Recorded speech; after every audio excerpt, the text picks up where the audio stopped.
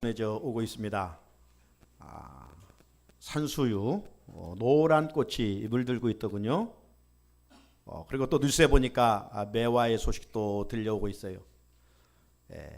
온통 희게 물들고 있고 또 붉게 물들어 가고 있습니다. 꽃의 특징이 뭡니까?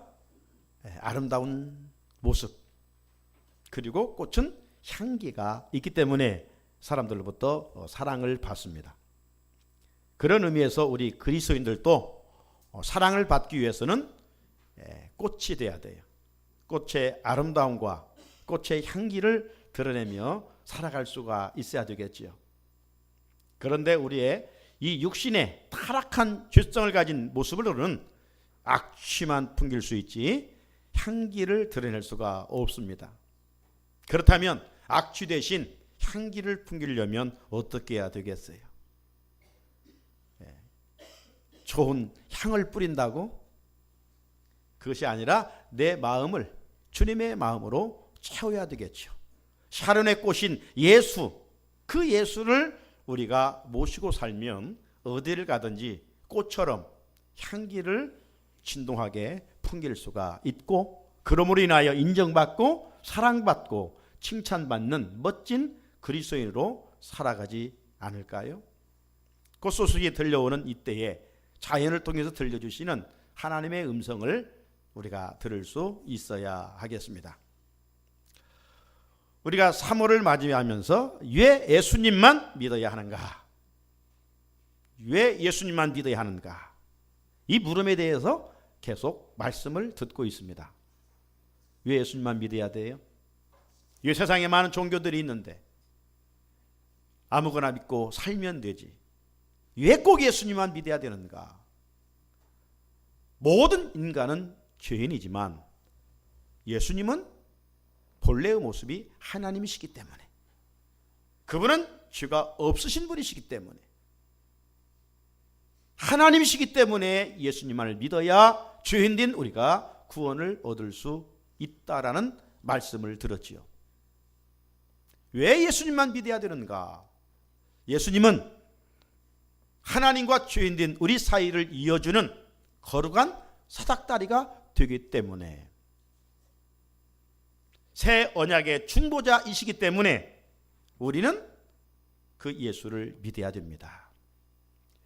십자가에 피 흘려 돌아가신 그 예수 그리스도, 피 흘림이 없이는 죄사함이 없다고 그랬는데 인간의 피는 무음하지 않습니다.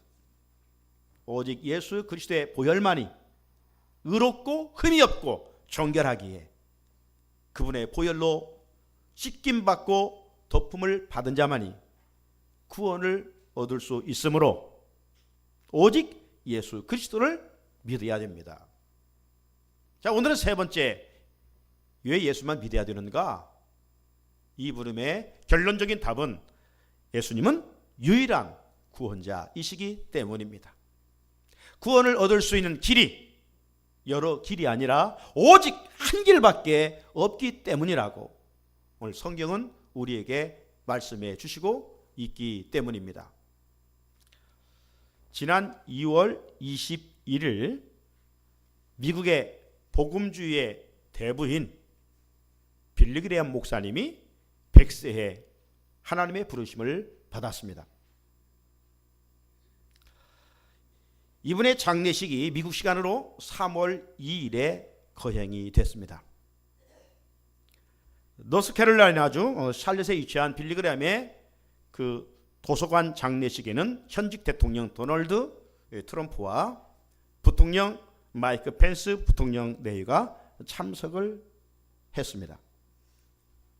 이 빌리 그레이엄 목사님은 생전에 185개국을 돌아다니면서 복음을 전하신 분입니다. 무려 2억 1,500여 명에게 복음을 전했다고 합니다. 그의 별명이 무엇인지 혹시 신문에서 읽어보시고 기억되십니까? 세 가지더군요. 그의 별명이 첫째는 개신교의 교황이라, 또 하나는 미국의 목자라, 그리고 또 하나는 미국 대통령의 목사라. 왜 미국의 대통령의 목사라는 별명이 있느냐? 미국 대통령들은 항상 나라 위기가 있을 때마다 이 빌리 그레함과 한 라인이 전화가 연결되어 있어서 자문을 구하고 나라를 위해서 기도해달라고 부탁을 했습니다. 그래서 대부분의 이 대통령들이 빌리 그레함을 영적 멘토로 삼고 통치를 해갔던 것을 이번 신문은 보도하고 있었습니다. 이 빌리 그레함 목사는 우리나라 기독교와도 깊은 족적을 남겼던 것을 알 수가 있어요. 우리나라에 4번 왔었는데요. 이번이 첫 번째 찾아왔을 때는 6.25 동란인 1952년 12월이었습니다. 당시 그는 부산에 오셔가지고 북에서 내려온 이 피난민을 대상으로 복음을 전했습니다. 이어서 56년에 두 번째 한국을 찾게 되는데 이 빌리 그레함 목사님은 서울 운동장에서 8만여 명이 모인 곳에서 복음 집회를 하게 되지요. 세 번째 방문은 1973년입니다. 5월달, 6월달 2달 동안 우리나라 곳곳을 돌아다니면서 연인원 334만 명에게 복음을 전하는 대기록을 세우게 되지요. 그리고 그 유명한 73년 12월 3일 서울 여의도 광장에서 열린 전도대회는 110만여 명의 인파가 운집했던 것을 기억합니다. 이 빌리 그레함 목사님은 우리 남한 땅만 밟은 것이 아니라 저 북한에도 가서 복음을 전했어요. 김일성 국가주석이 생존했을 때 1992년과 94년 두 번에 걸쳐 평양에 가서 복음을 전했던 분이기도 합니다. 제가 서론에 이렇게 빌리 그레함에 대해서 길게 말씀을 드리느냐, 이분이 이 세계 185개국에 다니면서 롱런하며 지내면서 복음을 전할 수 있었던 것은 다른 것이 아니라 이분의 메시지가 성경적인 가치관을 가진 복음주의였기 때문에 라고 하는 것입니다. 성경적인 가치관의 복음주의. 그래서 이분의 설교를 들어보고 책을 보게 되면 강조되는 말씀이 뭐냐면 항상 하나님이 말씀하시기를, 주님이 말씀하시기를, 성경이 말씀하시기를, Bible say, God say, Jesus say, 늘 이렇게 강조했던 것을 볼 수가 있습니다. 그리고 그가 전한 복음의 핵심이 뭐냐? 그 핵심은 오늘 제가 여러분에게 전하려고 하는 오직 예수 그리스도만이 구원을 줄 수 있는 유일한 분이시다. 이것을 그분이 가는 곳마다 전했기 때문입니다. 그렇기 때문에 복음주의 대부가 세상을 떠남으로 말미암아 많은 세상 사람들이 아쉬움을 했던 것 같습니다. 사랑하는 성도 여러분, 우리의 구원자는 여러 명이 아니라 오직 한 분, 나사렛 예수 그리스도밖에 없는 줄로 믿습니다. 오늘 본문전 내용은 어떤 내용이냐면 예수님께서 베드로에게 네가 나를 3번 부인할 거야 이렇게 말씀하십니다. 아마 이 말씀을 들었을 때 12명의 제자들은 그냥 해머로 망치로 머리를 한 대 맞은 것 같은 큰 충격을 받았을 거예요. 왜냐하면 이 제자들은 나름 부모도 떠나보내고 그물과 배도 버리고 재산 목록 이런 것들을 버리고 누구보다도 앞장서 주님을 따르고 헌신한다라고 생각했는데 주님을 부인하게 될 것이고 배반하게 될 것은 이런 이야기를 하시니까 얼마나 큰 충격을 받았겠어요.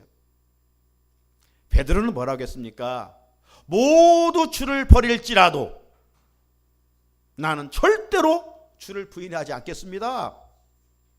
이렇게 호언장담한 사람이 베드로입니다. 그런데 수제자 베드로만저 한 번이 아니라 3번씩 부인한다니 얼마나 큰 충격이겠어요. 벌써 예수님은 우리의 연약함을 다 알고 계셔요. 우리의 부족함을 알고 계시죠. 우리가 주님을 위해 헌신하고 충성한다고 고백을 하지만 네가 그렇게 살지 못하는 약함을 주님은 알고 계셔요. 그래서 주님은 벌써 그렇게 장담하고 있는 베드로의 마음을 통찰하시고 그렇게 말씀하셨다면 베드로는 어떻게 해야 되겠습니까? 그래, 내가 그렇게 주님을 따르려고 고백하지만 주님 말씀대로 나는 참 연약한 존재야. 그러니 정신 차리고 깨어 기도하고 주님 말씀 마음에 새기고 살아야지. 삼가 조심하는 그런 마음을 베드로가 품어야 하지 않겠습니까? 그런데 그 주님의 말씀을, 경고의 나팔을 듣지 아니하고 그냥 한 귀로 듣고 한 귀로 흘려 버렸던 것이죠. 그래서 그 결과 깨어 기도할 시간에 베드로가 깨어 있지를 못했어요. 그러므로 말미암아 얼마 지나지 않아서 계집종 앞에서 예수님을 3번씩이나 부인하는 그 자리로 떨어지지 않습니까? 사랑하는 성도 여러분, 이런 맥락에서 우리도 나름 교회를 위하여 헌신하고 나름 교회를 위해서 충성한다고 할지라도 그것 때문에 좀이라도 우쭐대거나 교만해서는 결코 안 됩니다. 남보다도 좀 더 기도한다고, 남보다도 좀 더 열심을 낸다고 그 우월감에 빠지면 안 됩니다. 성경은 고린도서 10장 12절을 통해서 이렇게 말씀합니다. 그런즉 선줄로 생각하는 자는 넘어질까 조심하라. 네가 지금 열심히 하고 있느냐? 조심해야 돼. 그 열심이 누구를 위한 열심인가? 무엇 때문에 열심을 내고 있는가? 그 열심을 한다고 하면서 다른 사람을, 인격을 무시한다면 그 마음은 벌써 사탄이 들어간 것이죠. 그 마음은 벌써 교만한 것이죠. 그러므로 우리는 하나님 앞에서나 사람 앞에서 늘 겸손해야 돼요.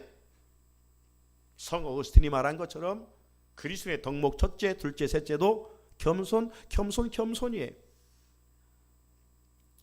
왜냐하면 만물보다 거짓되고 부패된 것이 우리 사람의 마음이기 때문에 그렇습니다. 여러분, 마귀가 한순간 우리 마음을 틈타면 누구나 훅 하고 가는 거예요. 주님을 위해 충성 헌신하다가도 한순간 교회 질서를 깨트려 버립니다.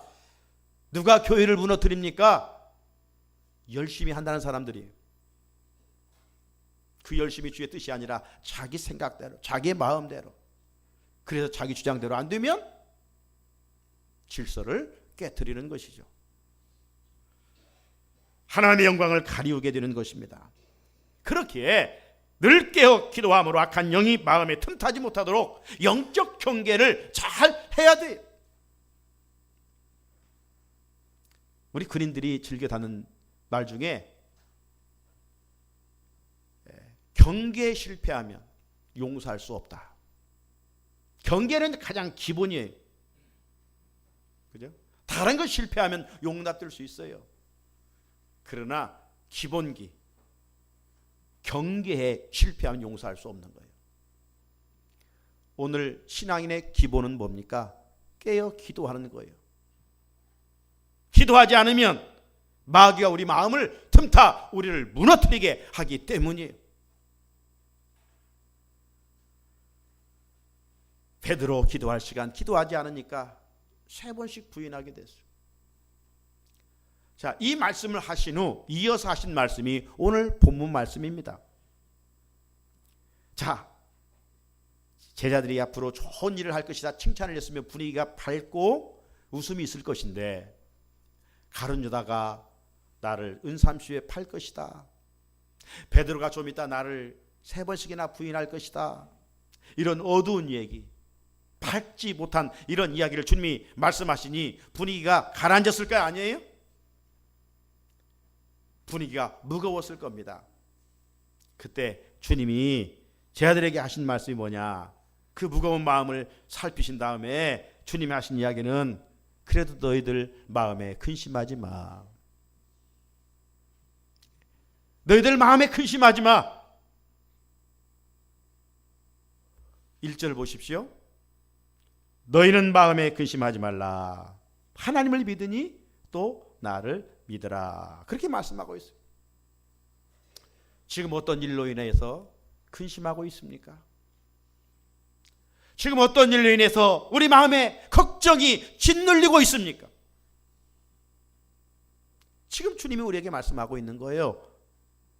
제자들에게 말씀한 것이 아니라 시공을 초월하 역사하신 하나님이 이 시간 말씀 듣는 우리에게, 그래 내 아들아 딸아, 지금 이 문제로 근심하고 있지, 염려하고 있지, 걱정하고 있지, 이제 하지 않아도 돼. 내가 네 연약함을 내가 다 알고 있단다. 네가 죄를 지어 넘어질지라도 그래서 내가 이 땅에 와서 네 죄값으로 내가 십자가 진 거 아니냐. 우리의 죄보다도 하나님의 사랑이 크기에 주님은 이 시간 우리에게 말씀합니다. 그것 때문에 염려하지 마. 걱정하지 마.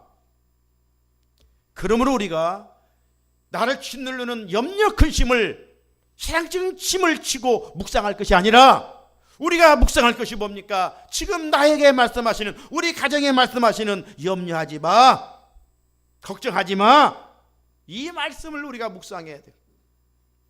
그러면 이런 문제들이 다 사라지고 이로부터 주시는 하나님의 평강이 임하게 될 줄로 믿습니다. 이어서 주님은 제 아들에게 뭐라고 말씀해? 근심하지 말라. 왜 근심하지 말아야 돼요? 현실은 지금 근심해야 되는데 왜요? 우리가 믿는 구석이 있으니까. 우리가 뭘 믿어야 돼요?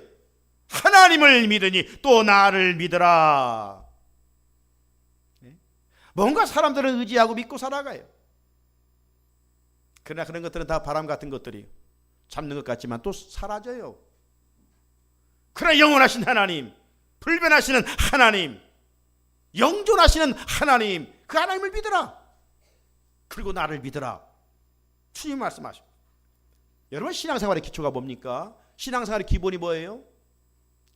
하나님과 예수님을 믿는 것 아닙니까? 믿음 위에 시작되는 것 아니에요? 그렇다면 묻습니다, 여러분. 여러분은 하나님 어떤 분으로 믿어요? 덮어놓고 그냥 믿습니다, 믿습니다. 뭐 믿습니다.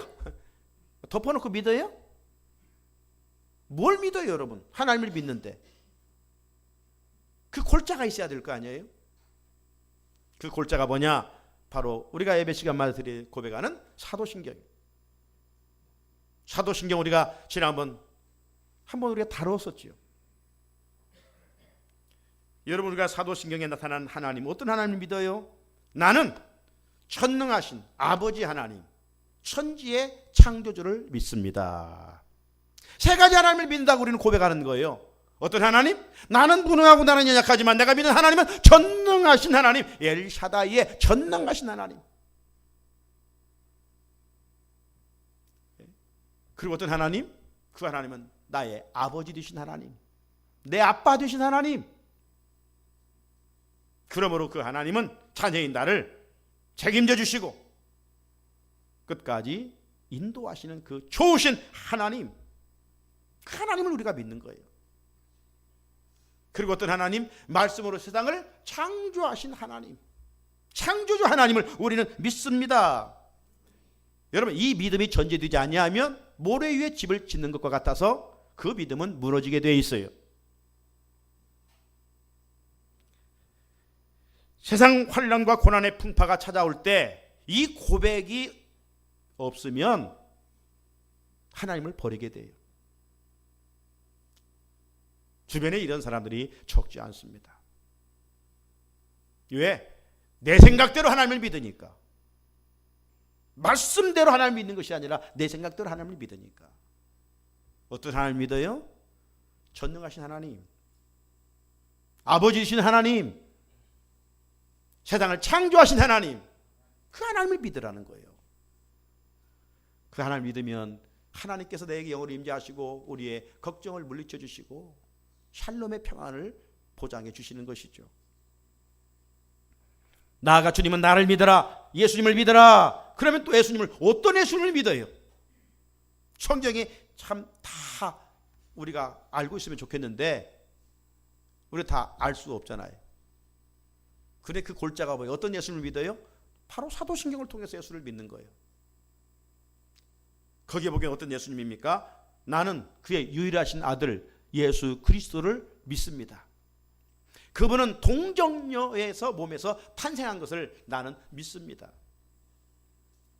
그분은 빌라도 총독에 의해서 고난받으시고 죽으신 것을 나는 믿습니다. 죽은 것으로만 끝난 것이 아니라 사망 권세를 이기시고 부활하신 예수 그리스도를 나는 믿습니다. 그분은 하늘로 승천하셔서 하나님 우편에 계신 것도 믿습니다. 그리고 장차 산자와 죽은 자를 심판하러 오시는 그 예수님을 나는 믿습니다. 이게 예수를 믿는 믿음의 골자예요. 핵심이에요. 사랑하는 성도 여러분, 사도신경의 고백이 우리의 진실한 고백이 되어야 돼요. 허리라도 종교적 주술로 고백된다면 하나님이 예비하신 나라에 들어갈 수가 없어요. 하나님과 예수님을 믿을 때 주어지는 최고의 선물이 뭡니까? 이 땅에서 뭐 하나 얻는 게 아니에요. 이 땅에서 문제가 해결되는 게 아니에요. 예수 믿고 하나님을 믿었을 때 가장 큰 선물은 바로 천국에 들어가는 은혜예요.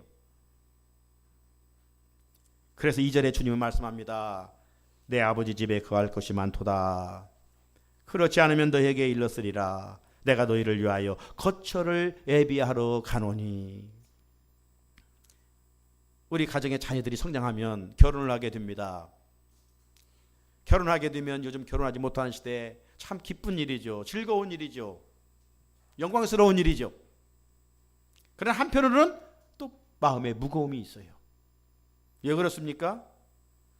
자녀들이 살 공간을 마련해 주어야 되기 때문에. 그 주거 공간이 뭐 적지 않잖아요. 네? 하도 우리는 억소리 들으니까 뭐 1억 좀만 하면 얻어지는 것 같아요. 그러나 여러분 1억을 한번 모으려고 생각해 보세요. 이건 어마어마한 돈이에요. 그런데 자녀들이 전셋집 하나 얻어줄만 해도 뭐 1억 이상은 이렇게 뭐 준비해 줘야 되는데, 그래서 힘이 드는 거예요. 그래도 부모 마음은 어떻게 해서라도 자녀들이 살 공간을 마련해 주고 싶어하는 것이 부모의 마음이죠.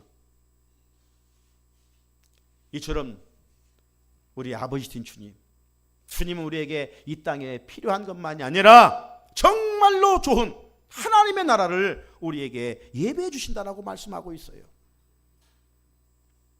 3절이죠. 가서 너희를 위하여 거처를 예비하면 내가 다시 와서 너희를 내게로 영접하여 나 있는 곳에 너희도 있게 하리라. 초림의 예수님이 뿐만 아니라 다시 오신다는 재림의 예수님을 여기서 말씀하고 있어요. 사도 요한이 계시를 통해서 본 하나님의 나라, 상상할 수 없는 아름다움이 있지요.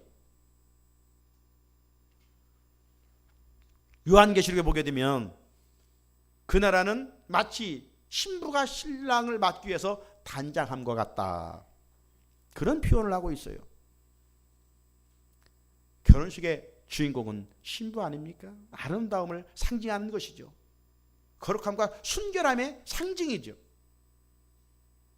하나님의 나라, 바로 그런 나라라는 것입니다. 자, 그런 맥락에서 하나님이 인정하시는 진정한 승리자가 누구입니까? 이 땅에서 승리한 사람이 아닙니다. 이 땅에서 출세하고 성공한 사람이 아닙니다. 권력을 잡은 사람이 아닌 것을 요즘 우리는 또 실감하고 있지 않습니까? 진정한 승리자는 누구냐? 죽음을 이기고 예수님과 함께 천국에서 영생하는 자인 줄로 믿습니다. 오늘 패럴림픽 맞춰지는 날이죠. 그 몸이 불편한데도 정말 도전을 줍니다. 건강한 사람들에게. 저들은 썩을 멸류관을 위해서 그토록 많은 노력을 했어요. 여러분, 그런 자가 결국 승리자가 아니라 심판자이신 예수님께서 주신 생명의 멸류관을 받아 누리는 자가 진실로 승리자라 이 말씀이죠. 저와 여러분이 그 주인공이 되기를 주님의 이름으로 축복합니다. 자, 예수님께서 이제 거처를 예비하러 가신다 하니까 의심 많은 토마가 이렇게 말합니다. 5절에 도마가 이르되 주여 주께서 어디로 가시는지 우리가 알지 못하거늘 그 길을 어찌 알겠사옵나이까. 이 도마의 물음은 한계를 가진 인간의 솔직한 고백입니다. 죄인들은 하나님의 나라 가는 길을 알 수가 없어요.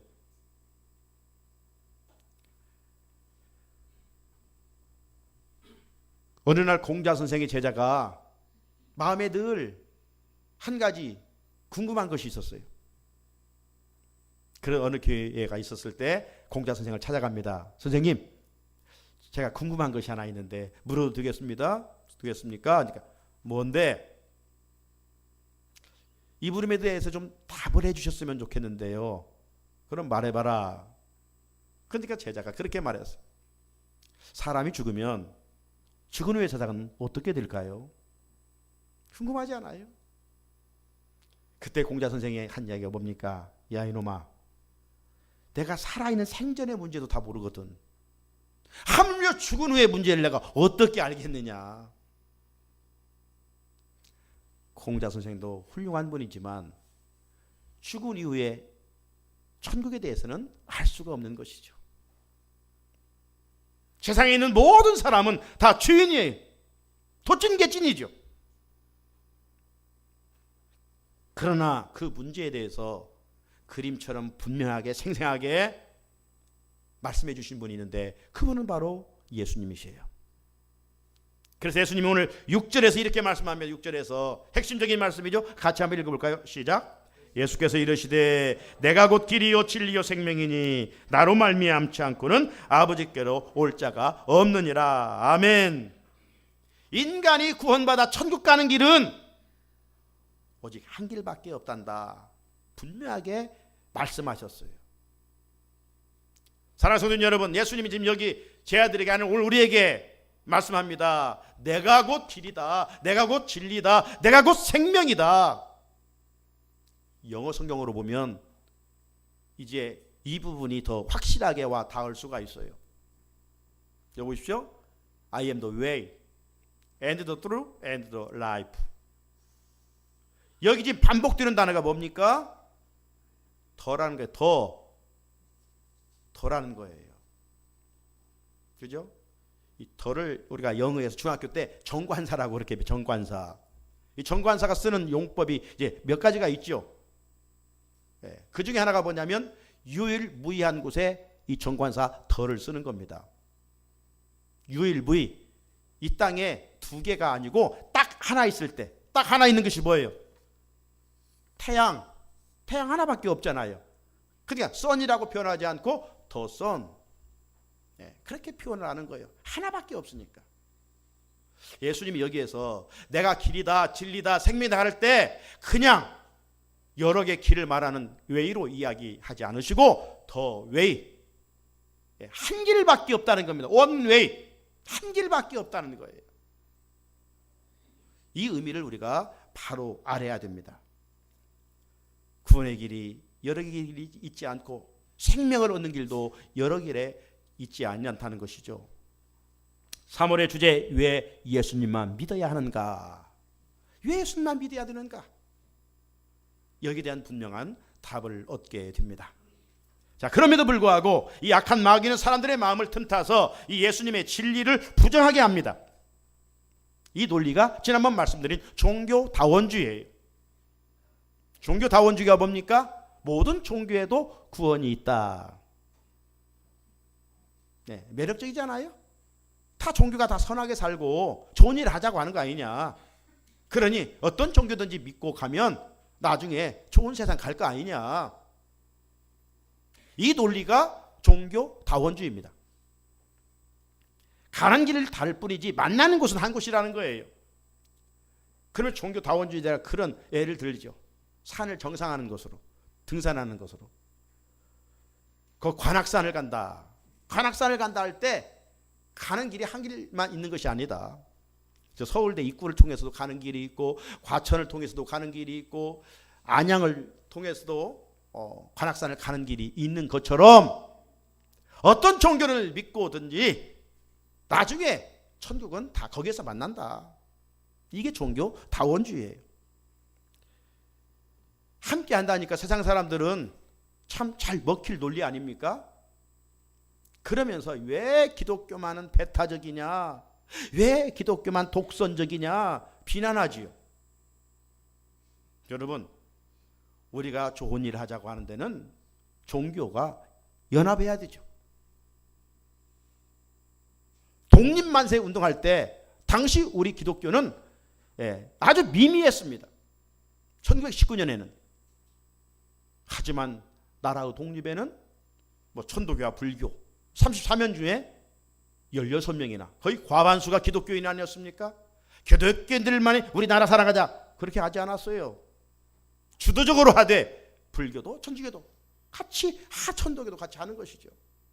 오늘 하나님 만드신 이 자연 생태계를 아름답게 지켜간다든가, 또 사회 질서를 세워간다든가, 남북의 평화를 위해서 우리가 해야 할 일들이나 종교적으로 연합하고 함께 모여서 토의할 수도 있고 함께 여러 가지 협력할 수가 있습니다. 하지만 구원론에 있어서만큼은 타종교에 1mm라도 양보할 수가 없는 것이죠. 그래, 거기도 구원이 있어. 이렇다면 기독교는 이 땅에 있어야 할 이유가 없는 것이죠. 타종교에도 구원이 있다면 예수님이 이 땅에 오셔서 십자가에 피 흘려 죽어야 할 일도 있어서는 아니 되는 거예요. 하지만 구원을 얻을 만한 다른 이름을 주신 일이 없기에 주님은 영광의 보좌를 버리시고 낙고처럼 이 땅에 오셔서 십자가를 지시고 피 흘려 죽으시던 것이죠. 사랑하는 성도 여러분, 타락한 세상에서 우리가 이 진리를 고수하며 말씀대로 의롭게 살아갈 때 핍박을 받을 수밖에 없어요. 예수님도 이 땅에 오셔서 말씀을 전할 때 종교 지도자들로부터 얼마나 많은 핍박을 받았습니까? 우리 기독교가 이단 사이들처럼 도덕적으로 윤리적으로 하자가 있기 때문에 비난받는다면 할 말은 없어요. 교회 지도자들 목사들이 할 짓 못할 짓을 해서 욕을 얻어먹는다면 그건 100번 욕을 얻어먹여야 되죠. 달게 받아야 되죠. 그러나 예수 이외에 구원이 없다고 하는 이 진리를 위침으로 비난을 받는다면 우리는 그 비난을 능히 감수할 수 있는 것이죠. 그것만이 기독교의 복음의 진리를 지켜가는 일이기 때문입니다. 만약 예수님 이외에 다른 곳도 구원이 있다라고 양보한다면 우리 기독교는 이 땅에 존재할 가치가 없는 것입니다. 성경은 그래서 분명히 이렇게 선포하고 있습니다. 작은 복음이라고 하는 요한복음 3장 16절 같이 한번 읽어볼까요? 시작. 하나님이 세상을 이처럼 사랑하사 독생자를 주셨으니 이는 그를 믿는 자마다 멸망하지 않고 영생을 얻게 하려 하심이라. 아멘. 믿는 자, 누구를? 하나님의 아들 예수를 믿는 자, 그만이 영생을 얻고 믿지 않으면 멸망한다. 또 한 것을 볼까요? 사도 바울이 로마 감옥에 갇혔을 때 간수가 자결하는 순간 그에게 바울은 이렇게 외칩니다. 같이 읽어봅니다. 시작. 이르되 주 예수를 믿어라. 그리하면 너와 내 집이 구원을 얻으리라. 아멘. 구원 얻는 길이 뭡니까? 믿는 거예요. 아는 게 아니라 믿는 거예요. 예수를 믿는 거예요. 그 길밖에는 없어요. 오늘 본문에서도 예수님은 나는 길이요 진리요 생명이니 나로 말미암지 않고는 아버지께로 올 자가 없느니라 선언하셨습니다. 그로 종교 다원주의는 기독교의 구원관을 부정하는 잘못된 사상입니다. 기독교의 구원론은 오직 예수 그리스도만을 통해서 구원을 얻는다는 진리입니다. 그렇게 우리가 믿어야 할 대상은 오직 한 분, 하나님의 아들이시고 하나님이신 새 언약의 중보자이신 오직 한 길이신 구원자 예수 그리스도밖에는 없습니다. 그러기에 우리가 어떤 환난과 방해가 있을지라도 예수 그리스도인 이 구원자 예수를 전하는 일에 더 선한 열심을 낼 수 있어야 됩니다. 하나님은 우리만 구원받기를 원하고 계시지 않습니다. 우리의 지인들이 구원받기를 원하고 계십니다. 이 일은 주께서 우리에게 명하신 지상 명령입니다. 인류의 구원자 예수 그리스도. 인류의 소망은 오직 한 분 예수 그리스도밖에는 없습니다. 그렇게 우리가 믿어야 할 대상은 오직 한 분 예수밖에 없는 줄로 믿습니다. 같이 기도드리겠습니다. 걸어가시는 하나님 아버지 감사합니다.